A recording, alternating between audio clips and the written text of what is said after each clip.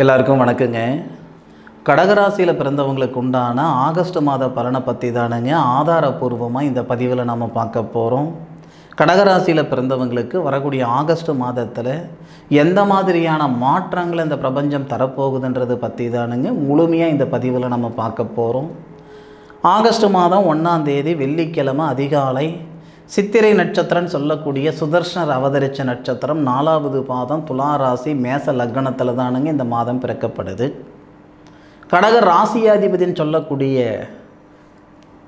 சந்திர பகவான் கடகராசிக்கு 4வது பாவகன்னு சொல்லக்கூடிய சுபஸ்தானத்தில் செவ்வாவுடைய சாரம் தொழில் ஸ்தானாதிபதியுடைய சாரத்தில் தான் சந்திர பகவான் இருக்கார். அப்போ அது சந்திரன் செவ்வாவுடைய சாரத்தில் இருக்கும் பொழுது சந்திரமங்கல யோகம். செவ்வாய் கடகராசிக்கு 3வது பாவகத்தில் சகோதர ஸ்தானத்தில் சகோதர காரகன் இருக்கிறார்.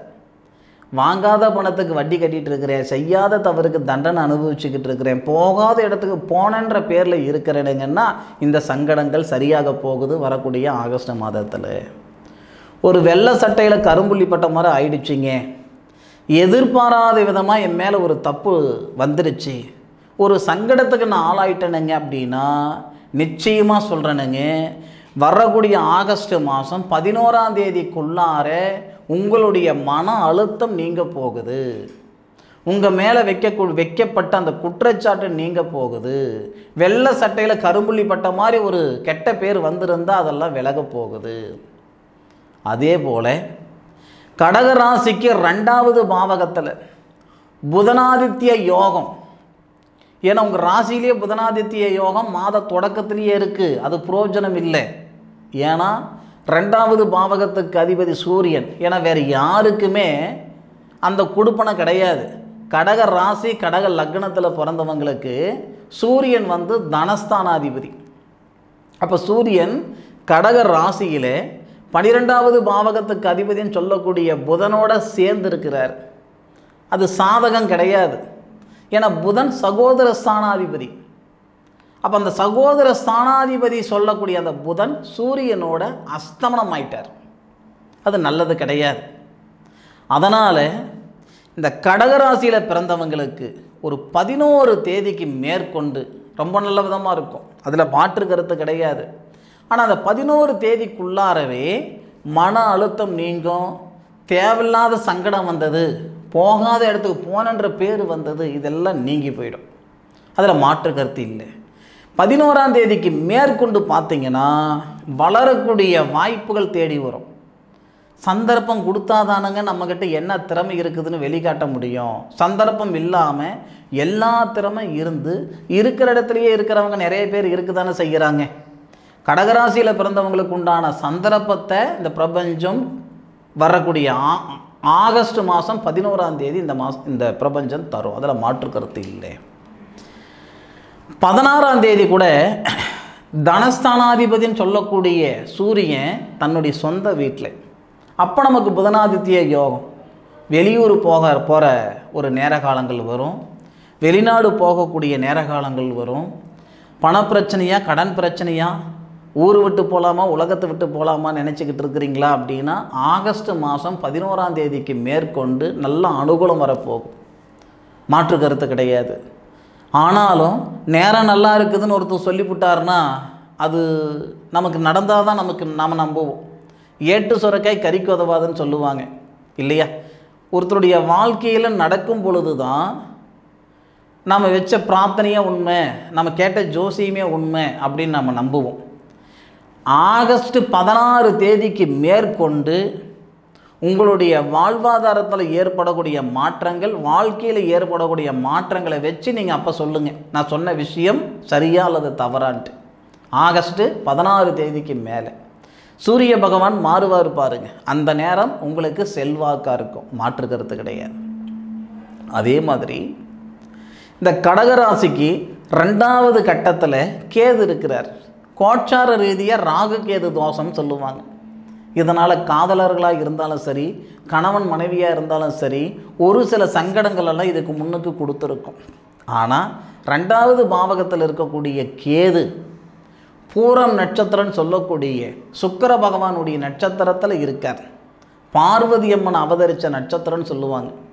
பார்வதி அம்மன் அவதரித்த நட்சத்திரத்தில் கேது பகவான் இருக்கிறது நமக்கு சாதகமான நேரம்தான். கணவன் மனைவிக்குள்ளே இருக்கிற கருத்து வேறுபாடுகள் சரியாயிடும். காதலர்களுக்கு இடையிலே இருக்கக்கூடிய கருத்து வேறுபாடுகள் சரியாயிடும். படித்த படிப்புக்கு உண்டான உத்தியோகம் கொடுக்கும். நம்ம உழைப்புக்கு தகுந்த ஒரு உயர்வு கொடுக்கும். புத்தி எண்ணங்கள் சிந்தனைக்கு தகுந்த மாதிரி நமக்கு வளர்ச்சி ஏற்படக்கூடிய தருணத்தை தான் இந்த பிரபஞ்சம் தரப்போகுது. மாற்று கருத்து இல்லை. ஐயா, நேர காலங்கள் மட்டும் சாதகமாக இருந்தாலும் போதாது, இல்லை உழைப்பு மட்டும் இருந்தாலும் போதாது. நேர காலங்கள் சாதகமாக இருக்கிற பட்சத்தில் நம்மளுடைய உழைப்பு அதிகமாக இருக்கணுங்க. நம்ம ஆடி மாதத்தில் ஒரு விதை விதைச்சிக்கிட்டா தான் 4 மாதம் கழித்து நம்ம பலன் பார்த்துக்கிட முடியும். இல்லை தை மாதத்தில் ஒரு விதை விதைச்சிக்கிட்டா தான் ஒரு 3 மாதம் கழித்து நம்ம ஒரு பலனை பார்க்க முடியும்.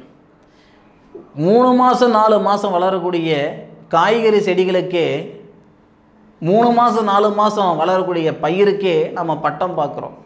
நம்மளுடைய வாழ்க்கைக்கும் வாழ்வாதாரத்துக்கும் நம்ம பெருசாக நேர காலங்கள் எப்பவும் பார்க்கறது இல்லை. கடகராசியில் பிறந்தவங்களுக்கு பிறந்திருக்கிற நண்பர்களுக்கு வரக்கூடிய ஆகஸ்ட் மாதத்தில் ஏற்படக்கூடிய கிரக அமைப்புகளால் மாற்றங்கள் வர்றது உறுதி. அதில் மாற்று கருத்து இல்லை. மறுமணத்துக்கு முயற்சி பண்ணிகிட்டு இருக்கிறேனுங்க, திருமணம் ஆயிட்டு எனக்கு அஷ்டம சனியால் பலவிதமான தொந்தரவுகள் வந்துருச்சிங்க அப்படின்னா இந்த தருணம், இந்த சுக்கிர பகவான் அவர் தான் திருமண காரகர்.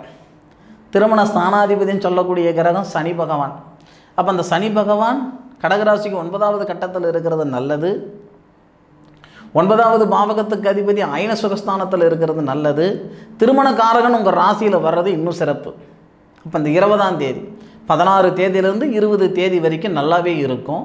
20 தேதிக்கு மேலே மன வாழ்க்கையில் நிம்மதி சந்தோஷம் உருவாகும்.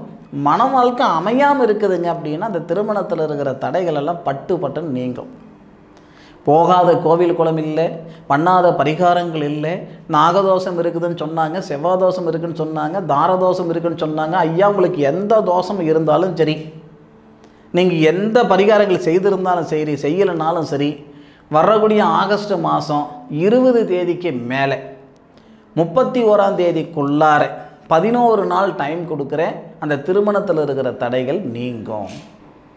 அதுபோக கடகராசிக்கு 3வது பாவகத்தில் செவ்வாய் சகோதர ஸ்தானத்தில் சகோதர காரகன் சொல்லக்கூடிய செவ்வாய். அப்போ நமக்கு இந்த உறவு முறைகள் இருக்கக்கூடிய அந்த உறவு முறைகளுக்குள்ளே இருக்கக்கூடிய அந்த பகைகள் நீங்கும். என் சித்தப்பா கிட்ட பேசி 4 வருஷம் ஆகுதுங்க, என் பெரியம்மா கிட்ட பேசி 2 வருஷம் ஆகுதுங்க. சொந்த பந்தத்துக்குள்ளே இருக்கக்கூடிய அந்த சங்கடங்கள் நீங்கக்கூடிய தருணமாக இருக்கும். அண்ணன் தம்பிகளுக்குள்ளே இருக்கக்கூடிய கருத்து வேறுபாடுகள் சரியாகும். சொந்த பந்தத்துக்குள்ளே இருக்கக்கூடிய கருத்து வேறுபாடுகள் சரியாகும்.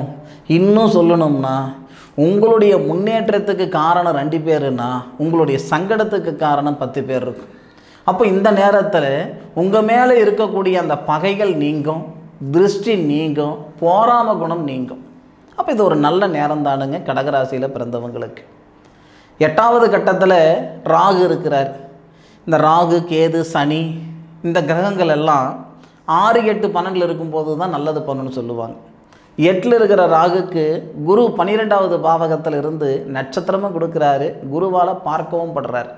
திடீர் அதிர்ஷ்டம் ஏற்படும். ஏதாவது ஒரு வகையில் நம்ம கொடுத்த வாக்கு காப்பாற்றாமல் போய் இருந்திருப்போம். ஒரு 2 வருஷத்துக்கு முன்னாடியோ 3 வருஷத்துக்கு முன்னாடியோ நம்ம ஒருத்தருக்கு ஒரு சத்தியம் பண்ணி கொடுத்துருப்போம். அது காப்பாற்ற முடியாத ஒரு சூழ்நிலைகள் வந்திருந்திருக்கும். இந்த ஆகஸ்ட் மாதம் சரியாக 13 தேதிக்கு மேலே நீங்கள் கொடுத்த வாக்கை காப்பாற்றக்கூடிய தன்மையை, வாய்ப்பை, சந்தர்ப்பத்தை இந்த பிரபஞ்சம் கொடுக்கும், உருவாக்கி கொடுத்துரும். எத்தனையோ பேருக்கு உறுதுணையாக இருந்திருப்பீங்க, உதவியாக இருந்திருப்பீங்க. யாருக்கும் நீங்கள் சங்கடமாக இருந்திருக்க மாட்டீங்க, பலவீனமாக இருந்திருக்க மாட்டீங்க. ஏதோ ஒரு கிரகம் ஒரு குறிப்பிட்ட நாள் இருந்து உங்களுக்கு சங்கடங்கள் வந்துக்கிட்டு இருக்குது. ஆகஸ்ட் மாதத்திலிருந்து நிச்சயம் நல்லது செய்யும், அதில் மாற்று கருத்து இல்லை. மற்றபடி 11வது பாவகத்தில் இருக்கக்கூடிய சனி பகவான் வக்ரம் அடைகிறார். ஏற்கனவே அஷ்டம சனியில் கடகராசியில் பிறந்தவங்கள ஒரு வழி பண்ணிடுச்சிங்க சனி பகவான். 9வது பாவகத்தில் இருக்கக்கூடிய ஒரு பிதிருஸ்தானத்தில் இருக்கக்கூடிய ஒரு கிரகம் வக்ரம் அடையும் பொழுது கடகராசியில் பிறந்தவங்களுக்கு அது யோகமான நேரம் தானுங்க. இதில் மாற்று கருத்து கிடையாது. இது வரைக்கும் நீங்கள் வாழ்ந்த வாழ்க்கைக்கும் இப்போ நீங்கள் வாழ்ந்துட்டு இருக்கிற வாழ்க்கைக்கும் சம்மதமே கிடையாது. இப்படி இருந்திருப்பீங்க, கொடுக்கக்கூடிய லெவலில் இருந்திருப்பீங்க. ஏதோ ஒரு கிரகம் வாங்கக்கூடிய நிலைமையில் ஒரு 2 வருஷ காலமாக ஒரு சில கடகராசி நண்பர்கள் இருப்பாங்க. எவ்வளோ சங்கடங்கள் இருந்தாலும் அந்த சங்கடங்கள் சரியாகிறதுக்கான தருணத்தை இந்த பிரபஞ்சம் வரக்கூடிய ஆகஸ்ட் மாதத்தில் உருவாக்கி கொடுக்கும். இது ஆரம்பம், முடிவு கிடையாது. பிரமாதமான ஒரு அனுகூலத்தை இந்த பிரபஞ்சம் தரப்போகுது. அது மட்டும் இல்லைங்க, நாம் மனசால் ஒவ்வொரு நேரத்துலையும் என்ன நடக்குதுன்றது தெரிஞ்சுக்கிறதெல்லாம் ஆர்வம் அதிகம். அடுத்த மாதம் நம்ம எப்படி இருப்போம், அடுத்த வருஷம் எப்படி இருப்போம், 27 வயசில் என்ன நடக்கும், 30 வயசில் என்ன நடக்கும், எல்லா நேரத்துலையும் நம்ம போய் ஜாதகம் கேட்டுக்கிட்டு இருக்க முடியுமா? நமக்கு தசாபுத்தி பலன் தெரிஞ்சால் நல்லா இருக்கும்னு எத்தனையோ பேர் நினைப்பாங்க. நமக்கு இப்போ என்ன தசை நடக்குது, அதுக்கு என்ன பலன், என்ன புத்தி நடக்குது, அதுக்கு என்ன பலன், 20 வயசு ஆகுது, 20 வயசில் என்ன பலன், 60 வயசில் என்ன பலன், இந்த மாதிரி நடக்க போகிற பலன்களில் ஆர்வம் நிறைய பேருக்கு இருக்கும். அதுக்கு தானுங்க எந்த வியாபார நோக்கம் இல்லாமல் இந்த சாதக புத்தகத்தை நான் எழுதி கொடுக்குறேனுங்க. என்னடா இவர் எல்லா வீடியோவிலும் இதை காட்டுறாரே அப்படின்னு நினச்சிக்கிடாதீங்க. உங்களுடைய ஜோதிடர்கள் யாராவது இருந்தால் அஷ்டவர்க்க சாதகம் இந்த மாதிரி எழுதி கொடுக்க சொல்லுங்கள். இதில் 9 கிரகங்கள் இருக்குன்னா உங்களுடைய ராசி கட்டத்திலையும் நவம்ச கட்டத்திலையும் அந்த கிரகங்கள் எங்கே இருக்கோ அதுக்கு என்ன பலன் அப்படின்ற விஷயம் இதில் எழுதியிருப்பேன். உதாரணத்துக்கு இப்போ கடக ராசி இல்லை கடக லக்னத்தில் நீங்கள் பிறந்திருக்கிறீங்கன்னா உங்கள் லக்னம் கடக லக்னம், லக்னத்துக்கு 2வது கட்டத்தில் குரு இருந்தால் என்ன பலன், கடக லக்னத்துக்கு 5வது கட்டத்தில் ராகு இருந்தால் அதுக்கு என்ன பலன், கடக லக்னத்துக்கு 9வது கட்டத்தில் கேது இருந்தால் அதுக்கு என்ன பலன், அதுவும் இதில் எழுதியிருப்பேன். உங்களுக்கு இப்போ என்ன வயசாகுது, என்ன தசை நடக்குது, என்ன புத்தி நடக்குது, அதுக்கு என்ன பலன், ஒரு தசை எப்போ ஆரம்பம், அந்த தசை எப்போ முடிவு, ஒரு தசையில் 9 புத்திகள் வரும், ஒரு புத்திக்கும் என்னென்ன பலன், எப்போ ஆரம்பம் எப்போ முடிவு, என்ன யோகம் இருக்குது, முழுமையாக 116 பேப்பருங்க. ஒருத்தருடைய ஜாதக நோட்டு 116 பேப்பர். இதை தான் ஒருத்தருக்கு நான் எழுதி கொடுக்கக்கூடிய சாதக புத்தகம், ஜாதக நோட்டு. அதுதான், இது டைரியெல்லாம் கிடையாது. இது ஏறத்தாழ முகம் பார்க்கும் கண்ணாடி போல உங்களுக்கு தசாபுத்தி பலன்கள் சரியாக இருக்கும். அப்படி சாதகம் உங்களுக்கு தெரிஞ்ச ஜோதிடர்கிட்ட எழுதிக்கிடுங்க. இல்லை நீங்கள் எங்கிட்ட எழுதணும்னா உங்களுடைய பேர், பிறந்த தேதி, நேரம், அப்பா பேர், அம்மா பேர், அதுபோக உங்கள் வீட்டு முகவரி இதெல்லாம் அனுப்பி வைங்க. 15 to 20 நாளில் இந்த சாதகம் எழுதி உங்கள் வீட்டுக்கு கொரியர் பண்ணுறேனுங்க.